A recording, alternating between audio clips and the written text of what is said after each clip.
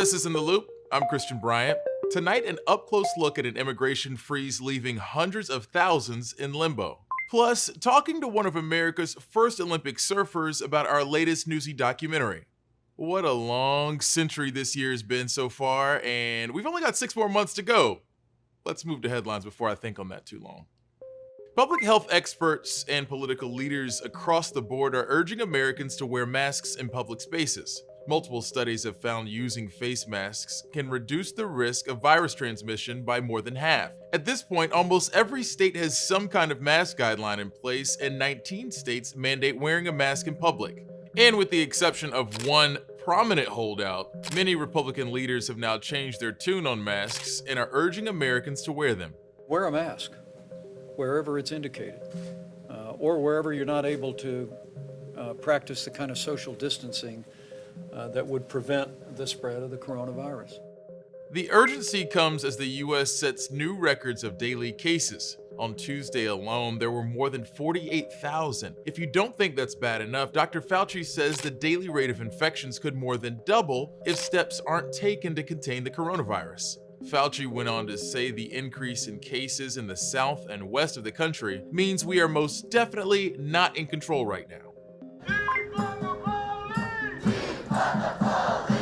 After weeks of clashes with protesters and calls for reform, the NYPD's budget is getting downsized. New York City slashed about $1 billion from its police budget. The city council is redirecting a lot of that money to other departments covering mental health, school safety, and homelessness, with the idea that those departments would start handling some of the nonviolent situations previously handled by the NYPD. For what it's worth, that still leaves about $5 billion in the NYPD's 2021 budget.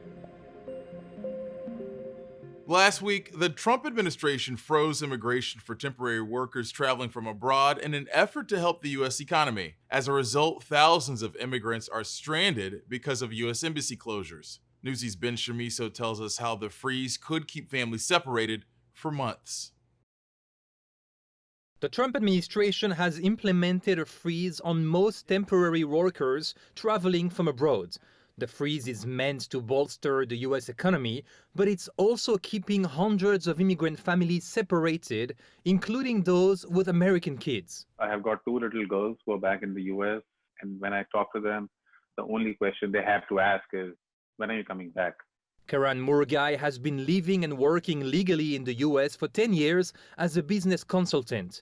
He flew to India at the beginning of March because his father passed away. Before returning to the U.S., he knew he'd need a new visa stamp, but the U.S. embassy shut down and he got stuck in India. My wife, so she has to manage her work. She has to manage both the girls, the house, the bills, the mortgage, the car loans. So it's getting a lot of stressful for her as well because a single person can only do so much. For months, Murgai has been waiting for the U.S. embassy to reopen so he can return to his family in Dallas. But last week's executive order prevents him from entering the U.S. for at least another 6 months. When do I really get to see my family again? Murgai is one of thousands of people stuck abroad who are included in the ban because at the time of the proclamation, their visa renewal had not been finalized. Even in my worst nightmare, I wouldn't have thought something like this would happen. Namita Telang is a telecom engineer who has been living in Seattle for 13 years thanks to a visa for high-skilled workers known as H-1B. She traveled to India in early March with her 2 American daughters to introduce the youngest one to her family there. They've been stranded and away from her husband ever since because the embassy closed before she was able to renew her visa. My fingerprinting appointment was done and my interview got cancelled. At that point, I was like, yeah, okay, fine. I understand it's a pandemic, but this proclamation order came in. It just shattered all the hopes that we're going to reunite anytime soon. The proclamation bans her from the U.S. until at least 2021. It just feels like you've been locked out of your home. The White House says the new visa measures are necessary to free up jobs for millions of Americans who are unemployed due to the pandemic. But Telang and Murgai have kept their US-based job despite being stranded in India. They hope the White House will amend the order and add an exemption for people in their situation. Ben Shamiso, Newsy, Chicago. Don't worry about scrolling through Twitter during this next ad break. We got you covered when we're back.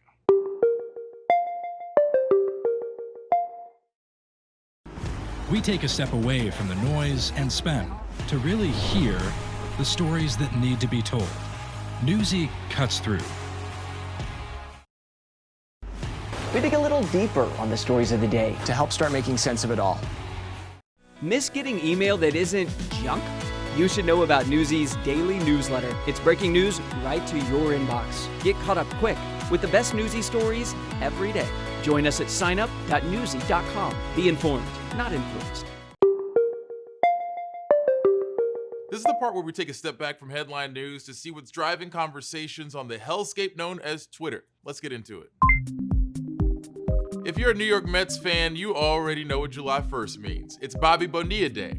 For people that don't give a damn about baseball, just know that there's a former player who's getting more than $1 million a year for a team he hasn't played for since 1999. Because of a strange arrangement, Bonilla will receive more than $1.2 million annually until 2035. But Bonilla isn't the only beneficiary of an outrageous deferred money contract.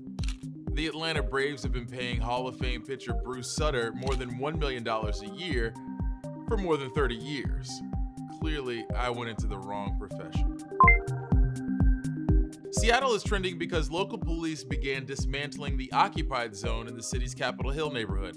Protesters took over the area known as the Chaz, or CHOP, during demonstrations for racial justice, with the goal of occupying a space without police. But Seattle's mayor ultimately decided to remove demonstrators for, quote, 4 shootings, 2 fatal, robberies, assaults, violence, and countless property crimes. We're going to ask you to do something you should pretty much never do. We're going to ask you to stare at the sun. NASA put together this time-lapse video based on 425 million high-resolution images, and it is just awe-inspiring. The video shows our closest star in all of its glory over the course of the last 10 years. 3 cheers for science, y'all. But seriously, don't try to sneak a peek at it in real life. Around this time every 4 years, the entire world is gearing up for a celebration of athletic competition known as the Summer Olympics. Since the first modern era Olympic Games in 1896, only 3 have been delayed or canceled, all of them due to world wars. That is, only 3 until this year. The 2020 Olympics are now the 2021 Olympics. But these games are a bit different for another reason. They're the first to include surfing as an Olympic sport. Our latest Newsy documentary, Breaking Waves, focuses on the women who will represent the US on its first Olympic surf team. Here's just a clip from that.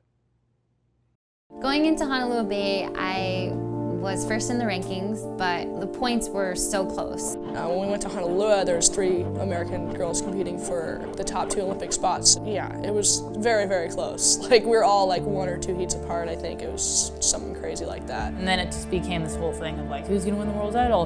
There's only 2 Olympic spots and they're gonna finish 1, 2, and 3 in the world. Like, sucks whoever gets 3rd. So there was like, I don't know, I think maybe that's what brought the heat from all 3 of us. Like, I wanna make the Olympics and I wanna win the world title. Like, we all just got in this zone of wanting something so bad.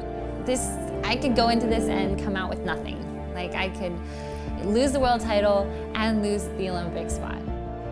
Honolulu Bay is such a magical wave. It's a very fickle wave, like it doesn't break all the time, but when it does, it's incredible. We didn't have much swell like the first week, and so that meant more waiting and more time to think about all the different scenarios that could happen. So I was trying not to let it build up in my head too much, because sometimes when you have time off, you're like, it's like a hamster wheel in my head. A little by little, on the swell charts, the waves, we could see that they were gonna come. They were gonna come, and it was just this anticipation.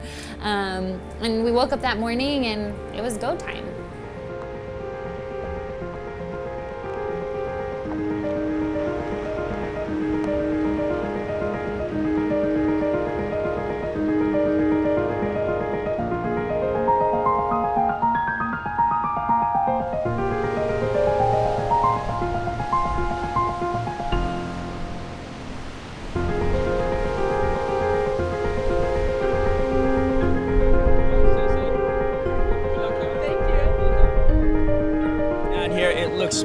amazing out the back here. We've got a lot of surf. We've got Jesse Miley Dyer here. He's going to tell us what's happening this morning here at Honolulu Bay.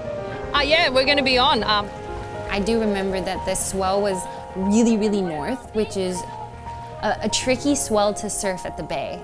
And so, and I honestly don't have much experience surfing the bay like that.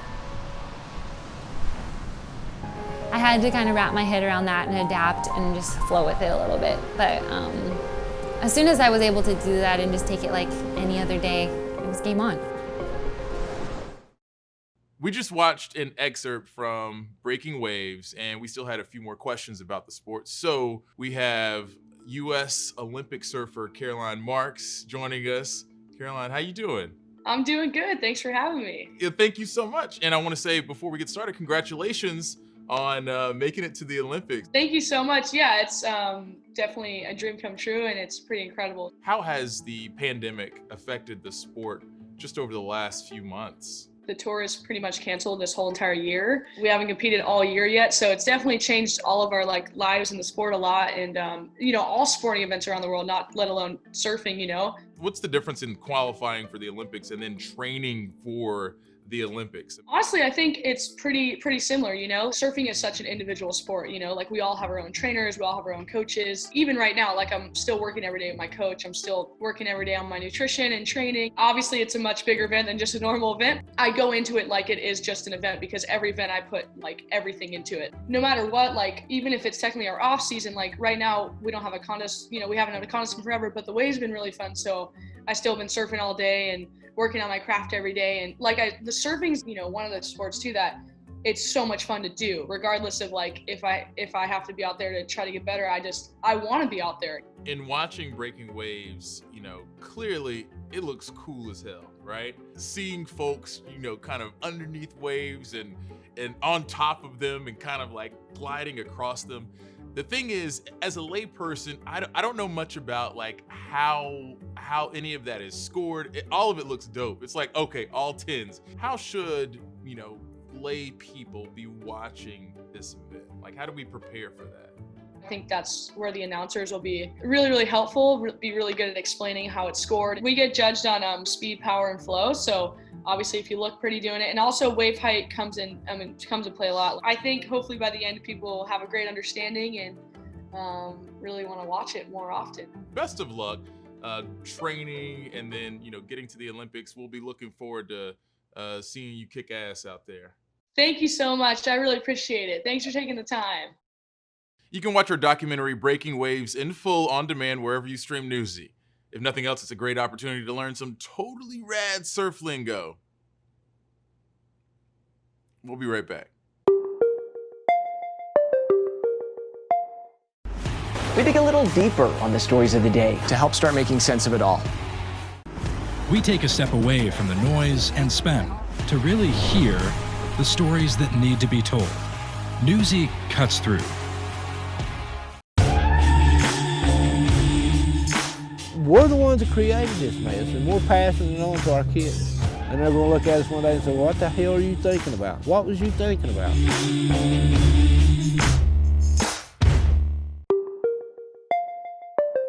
You likely won't be sitting in a theater anytime soon.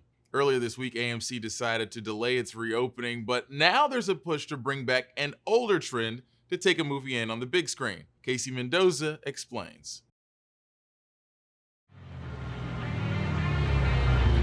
Drive-in movie theaters carry a lot of nostalgia in the U.S. This means so much to me. But amid a global pandemic with calls for social distancing, they are now a safer alternative to watching films on the big screen. There's been a real groundswell of support, and the ticket sales have been spectacular. After the Tribeca Film Festival was postponed in April, organizers pushed for the month-long nationwide Tribeca Drive-In. We thought of family movies. We thought of girls' night out movies where we would have Girls Trip and Mean Girls, and we wanted comedies. at this moment important that we laugh. Every weekend in July in venues like the Rose Bowl Stadium in California or AT&T Stadium in Texas, the Tribeca Drive-In will show more than 30 films, including the 40th anniversary of Jaws and the premiere screening of the documentary John Lewis, Good Trouble. To help put the events together, each venue is also hiring around 200 workers and reaching out to local restaurants to provide concessions. We really wanted to bring an economic development side to this for the communities. Several Tribeca Drive-In events are already sold out, but they aren't the only ones finding success during the pandemic. I love this movie. There are more than 300 dedicated drive-in theaters in the U.S., alongside several pop-up theaters at other sports stadiums, empty pastures, and even local restaurants. We just went live with tickets last night for Friday's event, and they sold out in under a minute. People that may not have thought about the drive-in for a long time are kind of thinking about us, so it's really cool to see some new people here. We just wanted to remind everybody of going out of the house and seeing a film together where your friends may not be with you, but they can be in the next car over, and you can shout hellos in the safest of ways. Casey Mendoza, Newsy, Chicago. If you've got questions, comments, concerns, criticisms, or compliments about the show, hit us up on Twitter using the hashtag #NewsyInTheLoop. I've been deprived of contact way too long.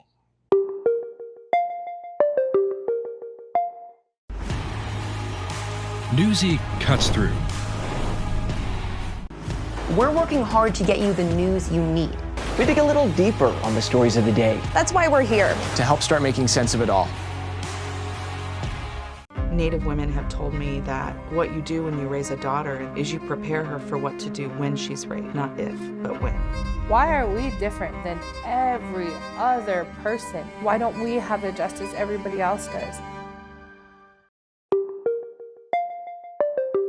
Every so often, we partner with Ipsos to survey Americans on a range of questions. And we found basically an even split on the question of whether statues of slaveholders and monuments to the Confederacy should come down. As Newsy's Patrick Terpstra shows us, one place many of those statues are still standing is in the nation's Capitol building. Confederate statues are falling under the weight of protests against racial injustice. Some of the offending statues are actually out of reach for protesters, protected inside the walls of one of the country's most powerful buildings, the U.S. Capitol. 11 Confederate sculptures stand today in the U.S. Capitol. They're donated by their home states that we found are in no rush to take them out. The pieces are shielded from the country's national statue reckoning in a Capitol closed to the public during the pandemic. We needed special permission just to film them. Mississippi's governor just agreed to take the rebel symbol off the state flag, but his office would not say if he'd support removing their 2 Confederate statues in the U.S. Capitol. One is Jefferson Davis, the president of the Confederacy, standing in the hallowed Statuary Hall across from Rosa Parks.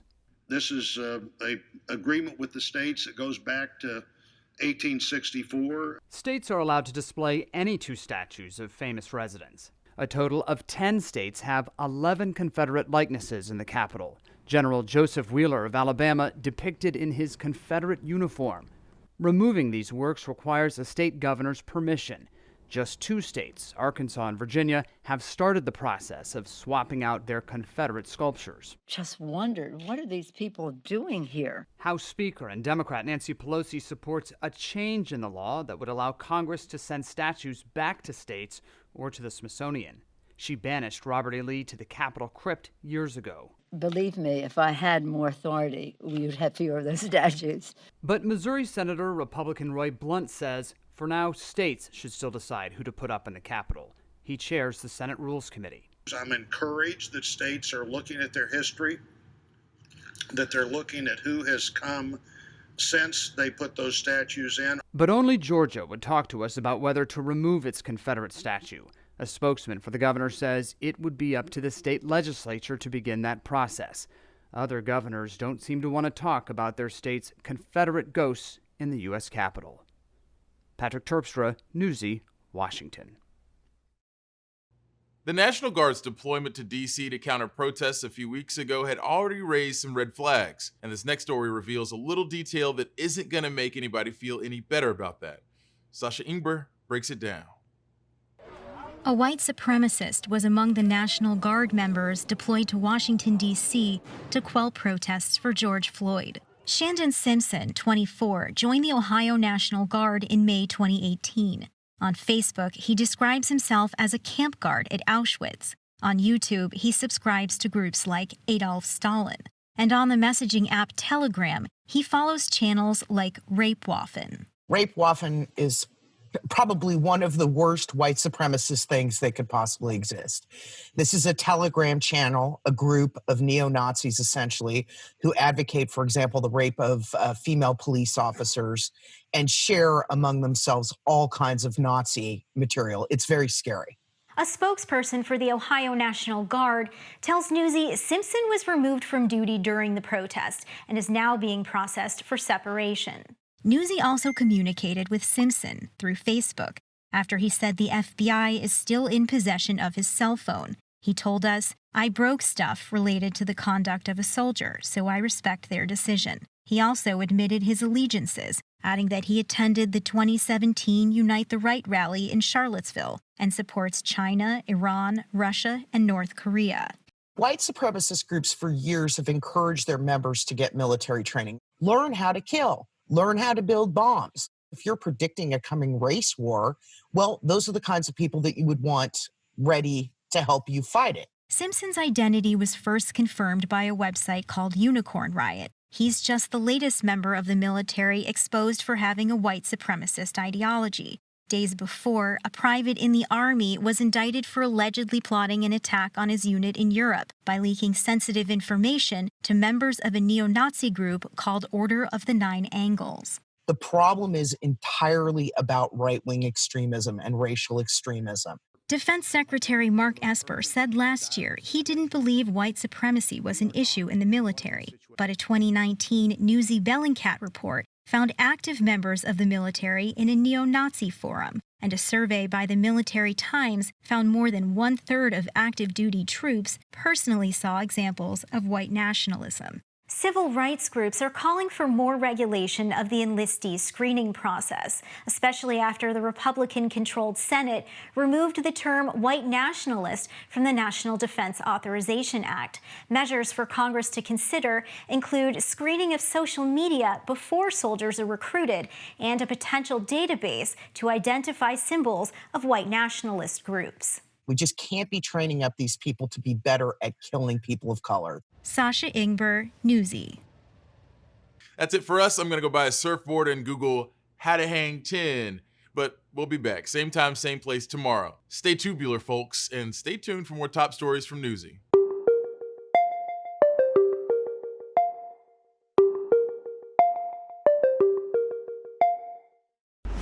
We dig a little deeper on the stories of the day to help start making sense of it all. We take a step away from the noise and spin to really hear the stories that need to be told. Newsy cuts through.